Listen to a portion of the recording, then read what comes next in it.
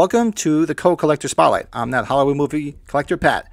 This is Co-Collector Spotlight number 1. Now, in this format, I'm going to have a guest collector joining me, and we're going to talk about Halloween collectibles. Tonight, I've got a great collector. Anybody that's been on Instagram has seen his collection. It's amazing. Just look up Chicagoboogeyman on Instagram. I'm going to have his links in the description below as well. I'm going to chat with Brian from Chicago about his first Halloween collectible and how he got into Halloween and collecting. And I'll show my first collectible. And we're just going to sit here and chat and have a great time. So it's going to be great to finally have a friend on and co-collector. So without further ado, let's welcome in Brian. What's up, my friend? Hey, Pat. How are you?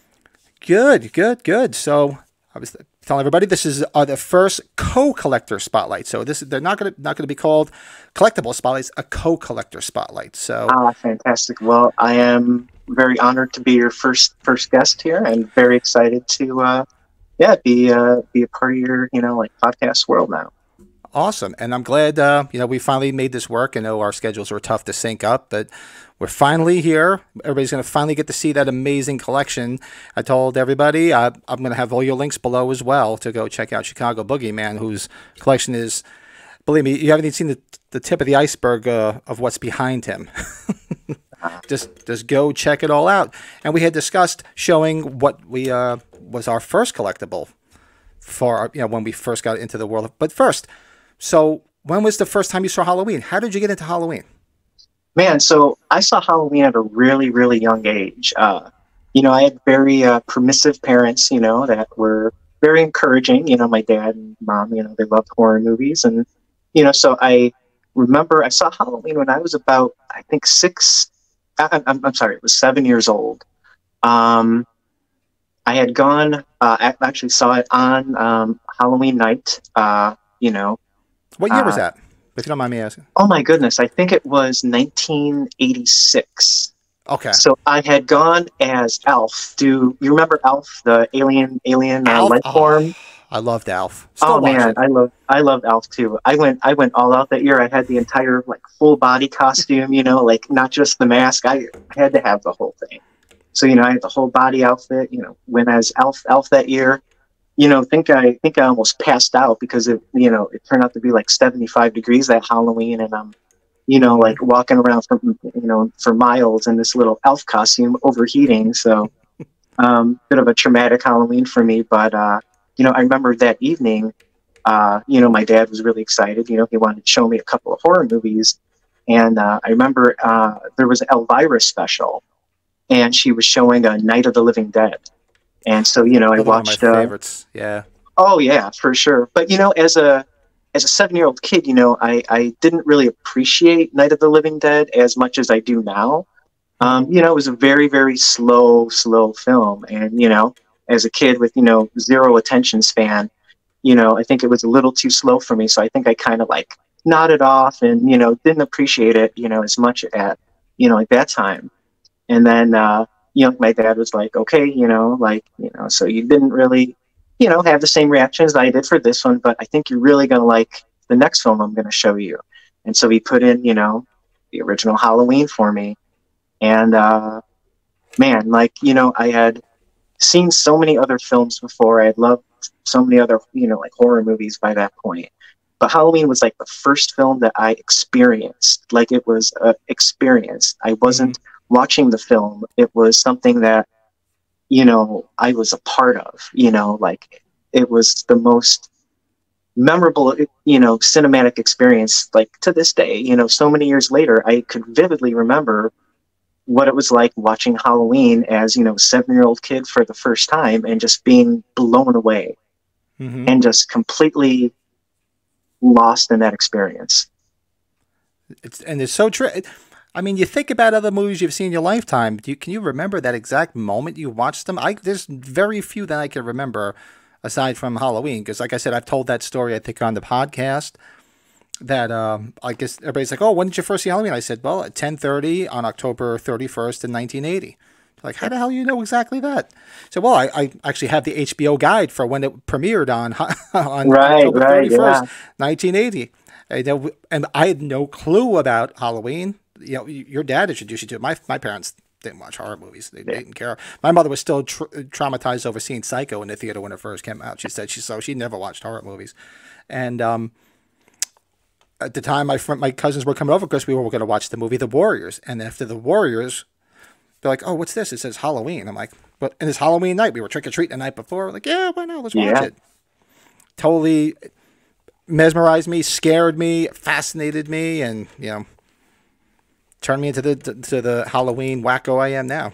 Oh my God, same here. It's like there's very much a big difference in like who I was as a person, like pre-Halloween and post-Halloween. It's like after that, like I just became a horror junkie. Like even though I had loved horror movies prior to that, like Halloween just sold me on the power of of that medium when it's done so perfectly, like like it was with Halloween, and it just it changed my life, as again, as it's changed so many other people. Like the older I get, it's funny, like I run into people or I meet people online who just have so many similar experiences where they saw Halloween for the first time. It impacted like who they were, like fundamentally as a person, and it's just it's amazing that a cheapy little horror film from 1978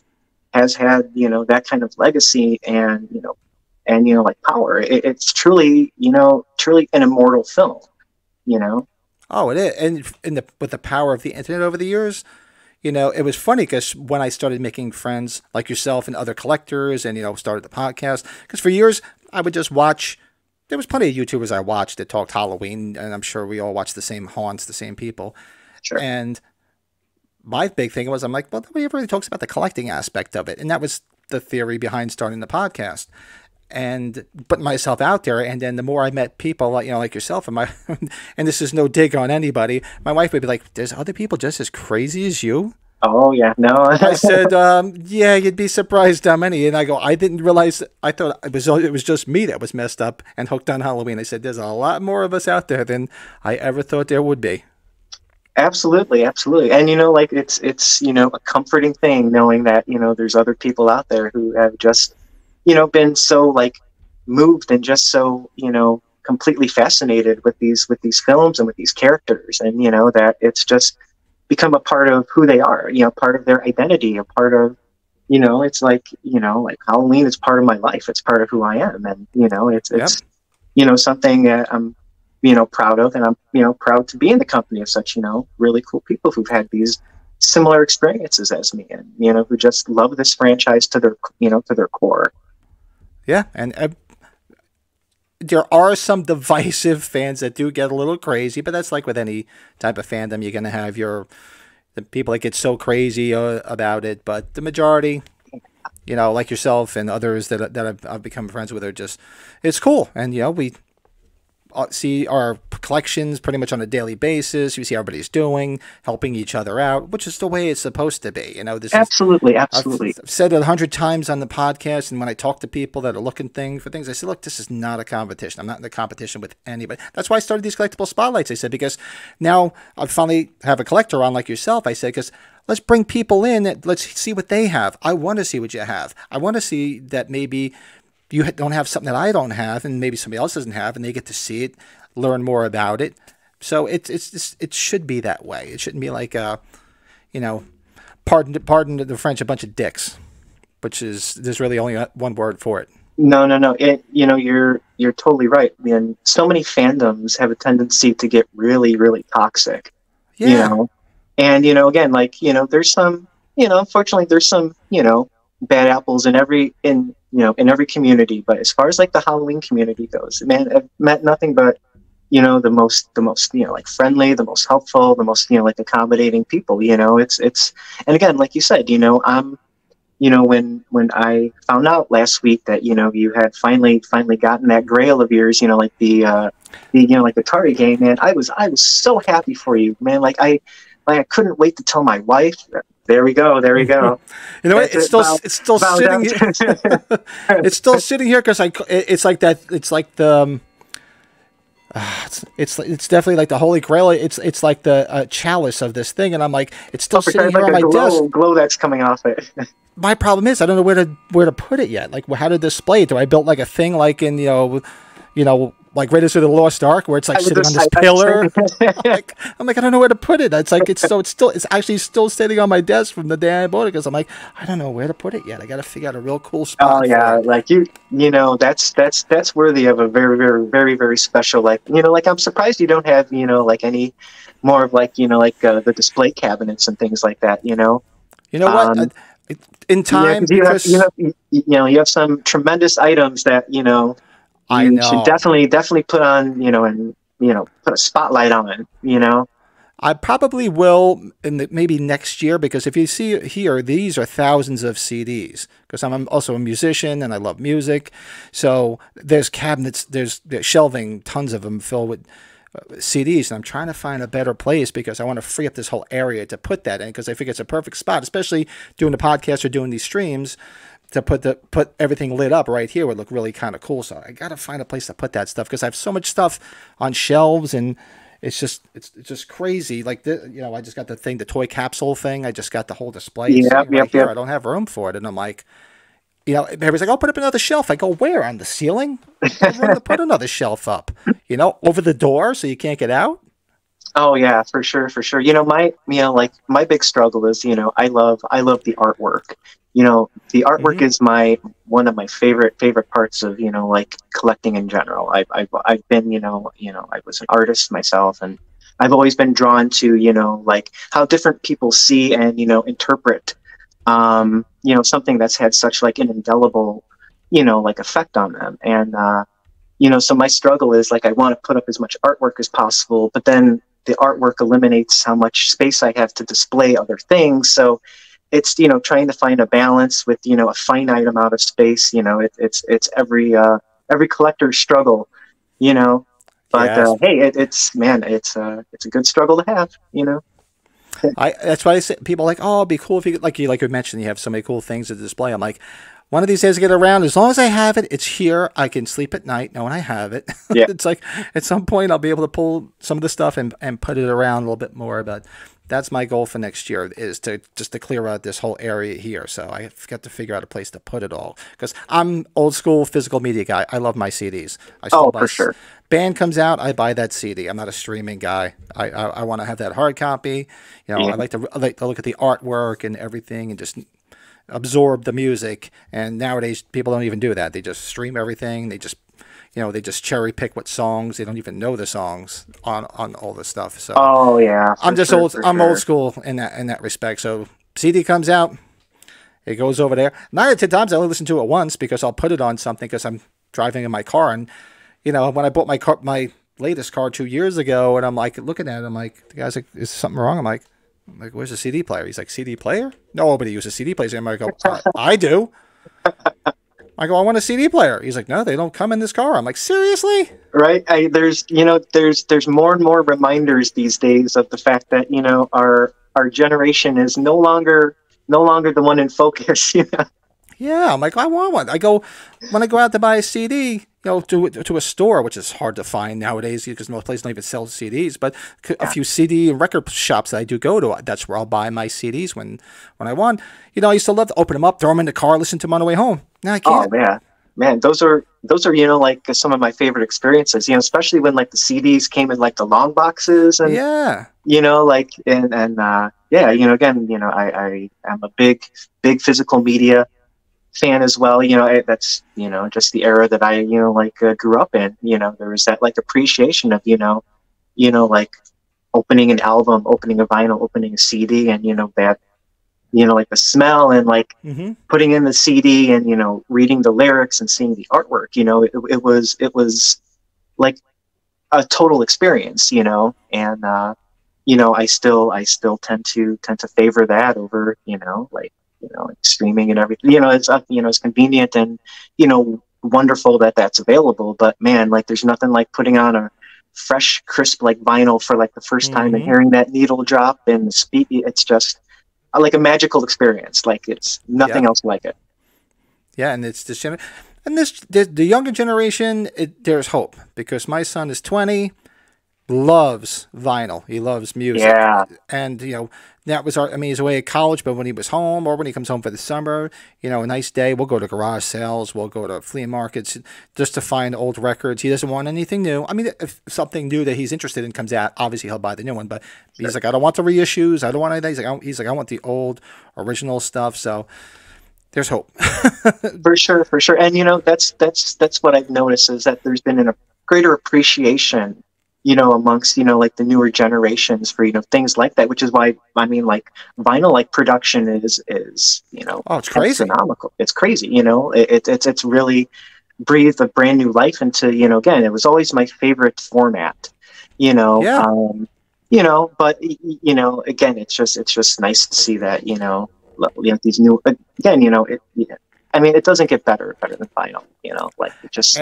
Like the sound, the experience, the quality, and again, and I'm glad that the newer like generations are coming back to that, and like same thing with something like Halloween.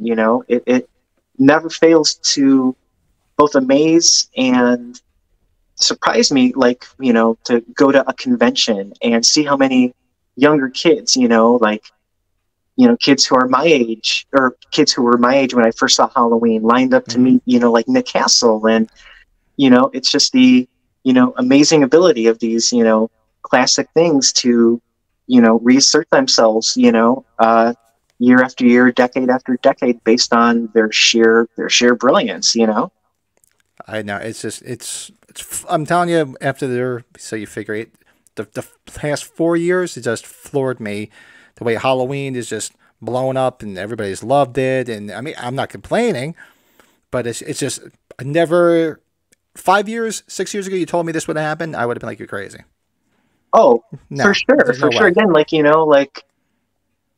I was a kid growing up, Halloween was the lesser known of all like the slashers. It's like, there's always Jason stuff out there. There's always Friday Friday the 13th merchandise, and there was always Nightmare on Elm Street. Like they were all out there, and they were, like prevalent, and Halloween was always like the sleeper franchise, and it's like I said, it's nice that it's kind of finally come into into its sort of like like predominance, which it always should have had. It's always it's always been the superior of like all of the like the slasher franchises, and it only took about 40 years for it to finally get its place. Only took 40 years, spotlight. So let's talk about your so what was your first Halloween collectible? So my first Halloween collectible was the second edition of the Halloween novelization.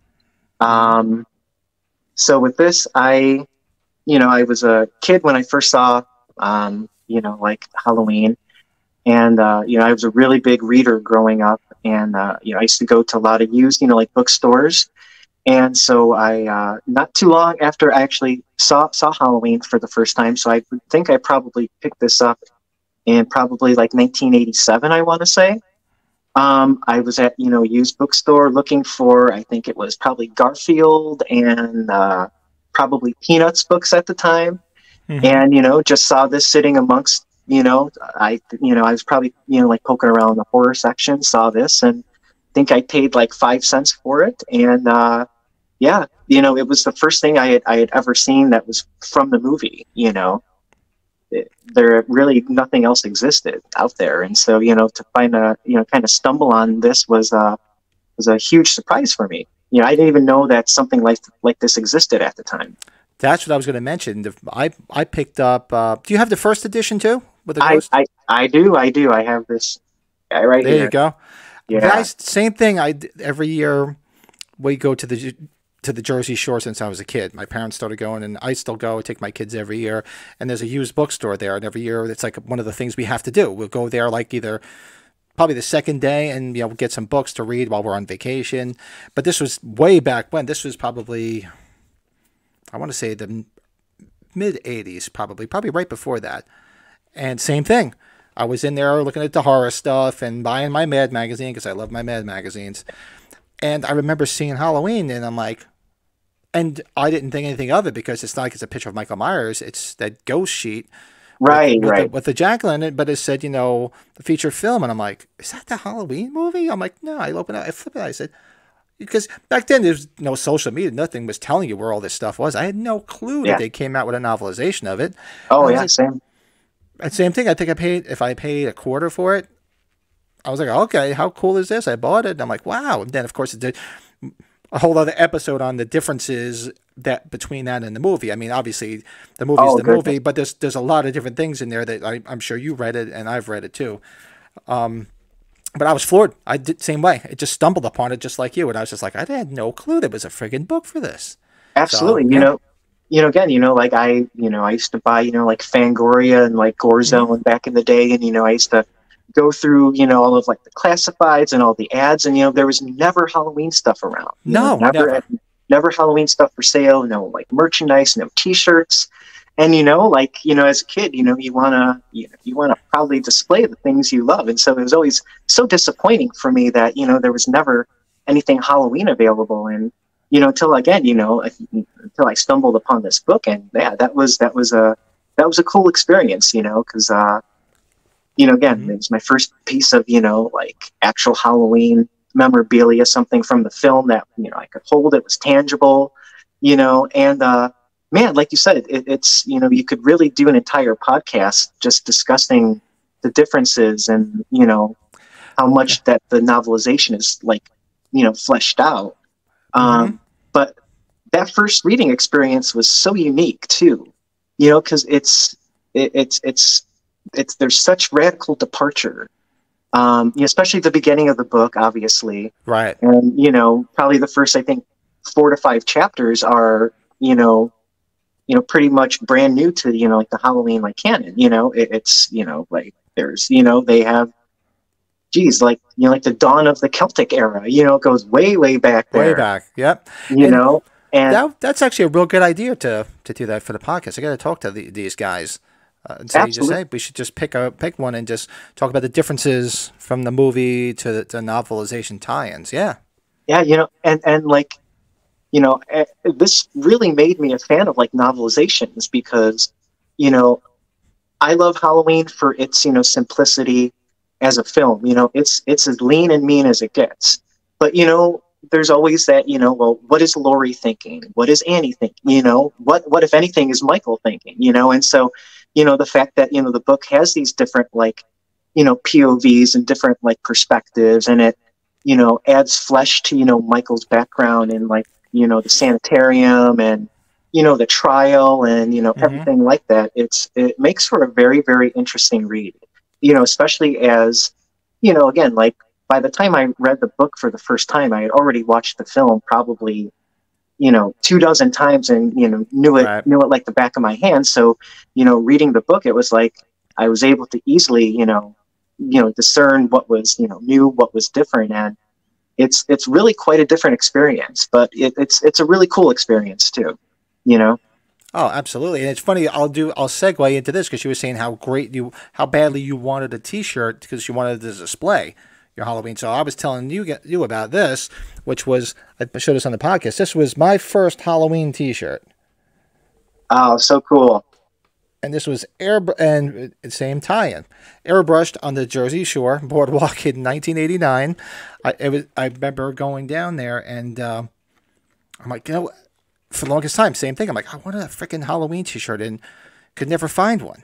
Yeah, And I'm like, every year I see these guys airbrushing T-shirts. So I'm like, I wonder if they'd do one. So I brought the VHS cover down with me, and my girlfriend at the time, long time ago, not my wife, my girlfriend, and she's like, seriously, you gotta have that put on a T-shirt because Halloween wasn't that big. She's like, okay, so I brought it. So I can tell you, handed this to the guy, and the guy's like, yeah, that's not a problem. He's like, come back in like an hour. I said, okay. So we came back, and there was a crowd of people around him as he was making this shirt. They were all like, "Wow, that's cool as hell!" And they're like, "I got to get a Halloween T-shirt." I was like, "Damn!" yeah, And here it is. Still, it's so you figure 89. Said it's what 32, 33 years ago, and it's still. nice. I'm ashamed to say I don't fit in it anymore, unfortunately. Unfortunately, so it's been quite. Although a few years ago I did slim down a little bit, I actually did wear it, but it was funny because I had it on when I met Nick Castle and a couple of the other guys, and I've since put a couple more pounds on, so it's a little snug. Gotcha. I would put it on, but Michael's mask would be like Right, stretched. Yeah, it'd be like the Castle stretch. No, for sure. No, that's awesome. I'm trying to remember. Like, I don't think I ever got an official Halloween shirt until probably the early 2000s. I think that was finally when I first got one. Yeah. Like, And that's where I would get all that cool stuff, because I mean everybody probably has like a, see, you're in Chicago, so yeah, it's hard for me to say. Like living on the coast, I'm in Pennsylvania now, but when I lived in Jersey, I'm still close to Jersey. I'm right on the border. You go down the Jersey Shore, there's on the boardwalk, there's all T-shirt shops and collectible shops, and they always find stuff. And so I'm pretty sure, I think the first Halloween shirt, aside the first one that wasn't the homemade one, I'm pretty sure I got down there, if I remember correctly. Probably the same time, probably the late 90s, early 2000s. Oh, for sure. Yeah, I used to, like those are like my mall, like my mall rat days. I would, always be like a fixture at, like the Spencer stores and all the various, like the FYE and the chains that I could no longer even like remember the names of, at this point. Oh, yeah, well, even Blockbuster used to have cool stuff, and what was the other place? Suncoast. Suncoast Video. There we go. That's always Suncoast was. There we go. That's a blast from the past right there. Yeah. So man, I think I pretty much stuff. Yeah. I think I pretty much bought like all that stuff from either like Suncoast or Spencer's back in the day. All of like the NECA figures and like all that stuff, because again, like there really weren't that many movie like specific like stores around. So if something came out, it was going to be at Suncoast. And I think I remember getting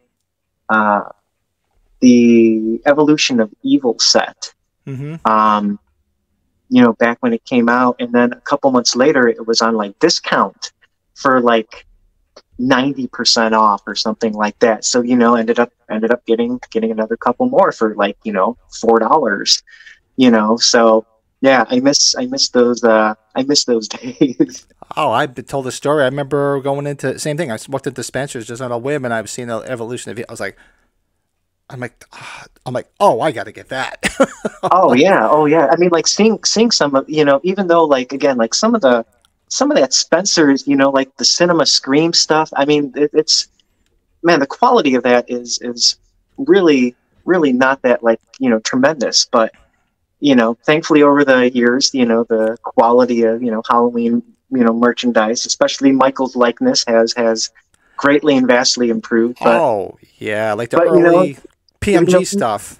But even like seeing like some of that stuff and seeing how ridiculous Michael looked, and like in the like figures back here, like the ones from Spencer's, they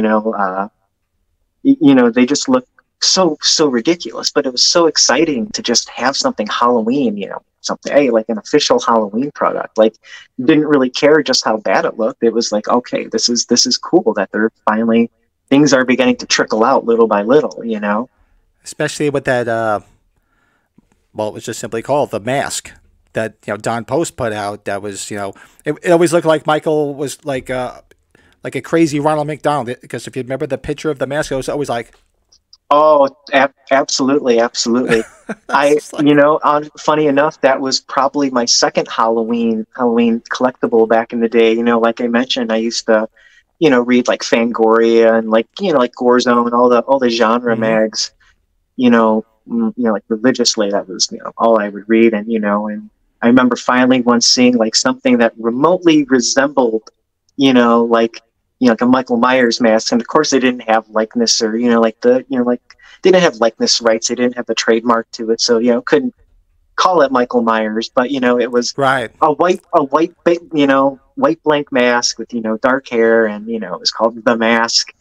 And I remember begging my dad, you gotta get this for me. Sure enough, my dad got it for me. I remember opening that box up and being like, this is the coolest thing I will ever have in. And they weren't cheap. They weren't cheap back then either. Yeah. No. I mean, like, yeah.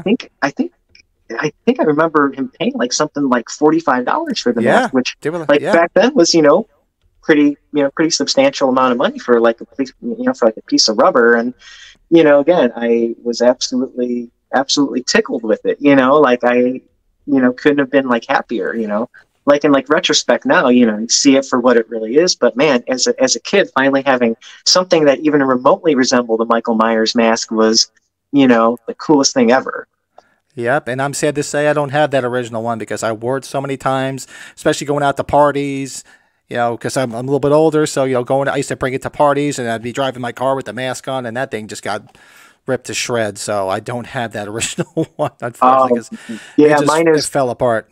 yeah, mine is long gone as well. Again, you know, back then, I've been like collecting things pretty much my, like entire life. So, I was always really, really cautious about, books and things like that. I maintain them. I always like handle things very, very carefully. So like a Hmm. lot of the stuff I have, obviously original, you know, and, but yeah, I just lost my train of thought again. That's all right. It's not. It's because there's so much to try to get out when we're talking about Halloween Yeah, or I just, collecting and stuff like that. But it's just crazy. But I'm watching the time just simply because Brian, as of this recording, he's going to be seeing an early preview tonight of Halloween Ends. So, and I don't want to keep him too long because I want him to see it. I'm a little jealous because I still got to wait another day. I'm excited. I am not the biggest fan of, like the last couple of films. I like 2018. I'm not a big fan of Kills. Same here. But Yep. with every Halloween movie, like I'm just so excited to see it. Right. Like going there with like an open mind, and I hope to enjoy it, and I hope it's an awesome experience. Again, there's nothing like seeing like Michael Myers and Laurie Strode on the big screen. Probably like last time in my life, something like that's going to happen. Fresh and new. So it's going to be Hmm. cool. And again, like the fact that we're still getting Halloween movies, almost 45 years later, is kind of like a testament to, Yep. how amazing that original film was to have spawned, this franchise that is, that will outlast all of us. It's like, like we'll be dead and they'll still be making, like Michael Myers movies, and, other people will be adding on to our collections that will, that we've Yes. had passed on to others, and, it'll just keep on going and going. If you would have told, like 14-year-old, 15-year-old me back in, sitting in my bedroom in my parents' house watching, wearing out my VHS copy of Halloween, that this would be me, like 35 years later, I would have been like, get the hell out of here. Talking Halloween stuff, having a room full of Halloween stuff, new movies, I would have been like, no. Funny story, too. It's hysterical. Just goes to show you how wacky I was back then. So in high school, one girl I was dating in high school, she knew I was a big fan of the movie. And, back then it was a big thing to get your own phone line. I don't know Sure. if I'm definitely dating myself. But, nobody even uses landlines anymore. But having my own phone line, it was awesome. So I could just talk to my friends, talk to her. And she would always call me at night. She's like, why is it every time I call you, I hear somebody named Devon Graham in the background? She's like, you watching Halloween again? I'm like, yeah. She's like, how many times are you going to watch that thing? I go, there's never anything good on TV. You pop Halloween on, and it's something to watch. But she would like always call when it's like, is that Devon Graham? And she's like, why do I know that name? I should know that name. But every time I call you, I hear it in the background. Oh, that's funny. That's funny. Funny enough, actually, I'm actually hearing Halloween coming from the room right next door. It's airing on AMC right now, I think, and so Oh, right. Fear Fest is on at those yeah, times, yeah, like right? they're doing like a Halloween marathon starting tonight. Probably in anticipation of Halloween Ends. So, they showed H2O at 7, and they're showing the OG right now, and so I could hear that coming Oh, right from that. the next room. It's always like music to my ears hearing that. And another funny story where it's just come on and it's just crazy. before we moved up here to northeastern PA, we'd come to visit my in-laws. And I remember and we'd always sleep in like their guest room. And one night we were sitting there and they hadn't had cable yet. They hadn't had it put in the house yet. And we just had like an antenna thing going. And I'm flicking through the channels and my wife is just about to fall asleep. And I'm like, she hears the music and she wakes up. She's like, seriously? Halloween? I said, oh, it gets even better. She's like, why? I go, listen. It was like a Spanish channel. So it was in Spanish the whole time. So she's like, I'm trying to sleep. Are you going to make me listen to Halloween in Spanish the whole night? I'm like, come on. It'll help me fall asleep. She's like, just turn the volume down really low. And I'll never forget the part where, they flash to, Loomis picking up the Rabbit in Red matchbook. So since it was dubbed in Spanish, and that's in English, they recited the name of the matchbook.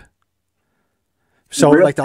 like the entire week, so like they flash a Loomis, and how as he's looking at it and the music playing in the background, it goes El Conejo es rojo.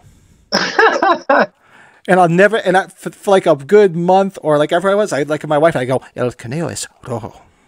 And she's like, and I'm sure every time now that scene comes on, of course, that like internal voice just it comes right out. And if my wife is with me, which once in the blue moon, like if we've seen it, I know it's playing in the original is playing in the theater, but for some reason this year, I usually find one near me, but this year there's none near me, so I didn't get to see it this year, which kind of sucks. Oh, bummer. And she would usually come with me too, and of course that scene would come. I'd look at her and I go, El Conejo es rojo. Oh, and she's like, seriously? So, yeah, my wife, she puts up with a lot of crap. I hear you. Like we were talking, off before and just comparing notes, but good women. But I don't want to hold you because I know I don't want you to be late. You want to talk about your page? I'm gonna have all the links down here to your Instagram page. Tell everybody about it. Yeah, sure. I mean, again, yeah, sure. Please check out my page. A Chicago Boogeyman on Instagram. I post pretty, like frequently. I love sharing, my love for the franchise and for Halloween with like other people, and it's so, amazing. How many really really cool people that I got to know, and I've become friends with over the years. Just because of our mutual love for this. Psychopathic, murder in a white mask. It's, a murderer. It brings many people together, and it's kind of like the irony of it that something so morbid and dark has created so much like joy for so many people. And again, that's what the Halloween franchise has always been for me. It's just been a joyful experience. It scared the shit out of me, and on so many occasions, and it's left such an impact. But it's such a joyous thing. Like it brings me so much joy and like happiness that it exists, and that we get to like experience and enjoy it. And we're gonna get to experience it one last time for the time being, because Halloween makes money, and it's all about money. So if you think that this is the end, it's probably the end of the Laurie Strode, OG story. I said, but there's too much money on the table. They're not going to give up. So let's see where they go. Also, if you like Absolutely. to mention you were in, was that Retro TV? Was that the magazine where they showed your collection? Yeah. What was the name of that? Actually I have a copy around here. Yeah, and I'll throw a picture up there as well too, because I know I have the copy. I'm trying to remember the name of it. If people want to go check it out, it's really cool. Yeah, actually, I don't have it around. I could get my copy out. I'll throw a picture up there. Yep. Yeah. That was cool to have my collection featured amongst like all the other collectors and cosplayers and things like that. It's nothing I've ever, I'm not a cosplayer myself. I have a lot of masks and things like that, but I always appreciate people who are always able to pull off that look, and it's something I'm very very envious of. Like I have these really cool masks, and like I throw them on, and I have kind of a slight build, and so I end up looking like a bobblehead with those things. So I just don't have the proper look for it. So but yeah, it was cool to have my like a collection featured. It was like, holy shit, like this is a big deal. It's That was awesome. Yeah, that was real cool. So did they see your page and contact you, or how did that, or is it something you had to submit? I don't remember. So it turns out one of my buddies actually forwarded a photo of my collection Cool. to the magazine. I think they were looking for submissions, I think. And yeah, someone was just like, "Hey, you're not going to do it, so I'm going to do it for you." And like sure enough, like they got in contact with me, like like a couple months later, just to get like authorization and like approval. Right. And again, like I was flattered. Like it's again, like there's so many amazing like like Halloween collections out there. And to be a considered it's a really great honor, and it was cool to be amongst like all these other really cool collectors and fans, and in a magazine like celebrating Halloween. Like it was probably one of my cooler moments as like as like a Halloween collector, being a part of that. That was neat. That was awesome. For sure. Definitely cool. I'll definitely, like I said, I'll have a picture up, and people can check it out. But I'll let you run because I know you're going to go see Ends, and I don't want to hold you up. And enjoy the movie. Thanks for coming on. I'm glad our schedules finally synced up. I am too. This was a blast. This was a blast. I would enjoy doing this again. So. Yeah, and then if you ever want to come and do another one, we can talk about some other collectibles. Maybe pick like I did the top my 5 of something, and you want to do that. But you're welcome to come back. We could do that down the road too, and definitely got to get you one of these days on the podcast. I look forward to it, my friend. All right, so I'm gonna let you go, and enjoy the film, my friend. All right, take care.